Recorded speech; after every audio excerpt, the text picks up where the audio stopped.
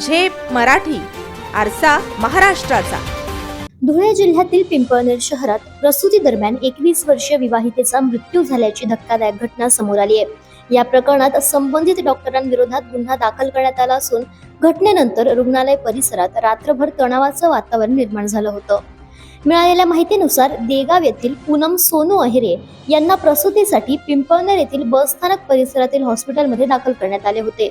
उपचारादरम्यान डॉक्टरांनी रक्ताची आवश्यकता असल्याचं सांगत नातेवाईकांना सटाणा येथून रक्त आणण्यास सांगितले. मात्र नातेवाईकांचा आरोप आहे की रक्त उपलब्ध होण्यापूर्वीच डॉक्टरांनी प्रसूती केली. त्यानंतर पूनम यांची प्रकृती अचानक खालावली. स्थिती गंभीर होताच त्यांना पुढील उपचारासाठी धुळे येथील शासकीय रुग्णालयात हलवण्याचा सल्ला देण्यात आला. मात्र रुग्णवाहिका येण्यापूर्वीच पूनम यांचा मृत्यू झाल्याचा आरोप नातेवाईकांनी केलाय.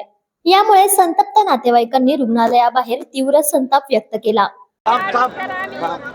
बावरेकडे ऍडमिट करा, तू काय सांगे म्हणे नॉर्मल होऊन जाईल, रक्त पण देऊन देणार म्हणे. मग रक्त लावा म्हणजे डिलिव्हरी पहिले केली त्यांनी, रक्त नाही लावला. मग नंतर रक्त लेवाला सटाणाला पाठवला. पैसे घेतल्याशिवाय पेशंटला हात लावला नाही सर. हात लावला नाही आणि रक्त लावला.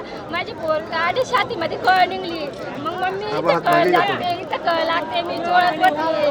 मला हात पण लावू दिला नाही, नको चोळू म्हणे.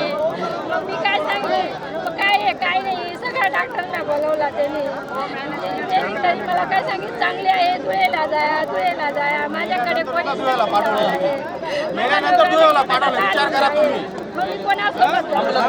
घटनेची माहिती मिळताच देगाव येथील ग्रामस्थ मोठ्या संख्येने पिंपळनेर मध्ये दाखल झाले. संतप्त नागरिकांनी संबंधित डॉक्टरवर कारवाई होईपर्यंत मृतदेह ताब्यात घेण्यास नकार देत रुग्णालयासमोर रास्ता रोको आंदोलन केले. यावेळी काही ठिकाणी दगडफेक झाल्याने परिस्थिती तणावपूर्ण बनली. परिस्थिती नियंत्रणात आणण्यासाठी पोलिसांना सौम्य लाठीचार्ज करावा लागला. दरम्यान नातेवाईकांनी पोलीस ठाण्यात ठिय्या आंदोलन केल्यानंतर रात्री उशिरा डॉक्टरांविरुद्ध गुन्हा दाखल करण्यात आला आहे. पिंपळनेर पोलीस या प्रकरणाचा पुढील तपास करीत आहेत. अशाच वेगळ्या आणि ताज्या बातम्यांसाठी पाहत रहा झेप मराठी, आरसा महाराष्ट्राचा. संपादक प्राध्यापक अनिल चव्हाण, धुळे.